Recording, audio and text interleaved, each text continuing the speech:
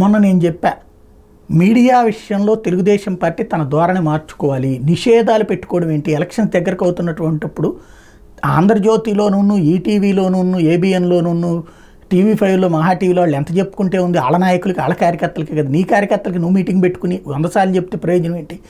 వేరే మీడియా దగ్గర నువ్వు వెళ్ళి మాట్లాడాలా అన్నటువంటి. బట్ ఒక division Telugu Desam party first time తన జీవితంలో చేసుకుని, ఇంతకుముందు ఎప్పుడు తెలుగుదేశం బ్యాన్ పెట్టే అలవాట్లేదు, ఈవెన్ ఏ పార్టీకి కూడా లేదు. ఈ మధ్యకాలంలోనే బ్యాన్లు, వీళ్ళతో అయితే ఇంటర్వ్యూలకు రాకూడదు, వీళ్ళతో అయితేనే చేయాలి, వీళ్ళ దగ్గరికే పోవాలి అన్నటువంటి.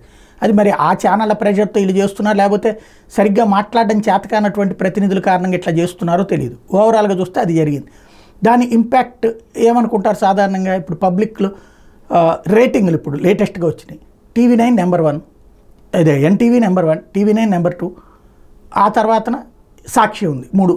అంటే ఈ మొదటి 3 స్థానాల్లో ఉన్నటువంటి ఛానళ్ళకి టీడీపీ పోదు. వాళ్ళకి టీడీపీ వార్తలు కూడా టీడీపీ బ్యాన్ చేసుకుంది వాళ్ళని, వాళ్ళు కూడా వదిలేశారు.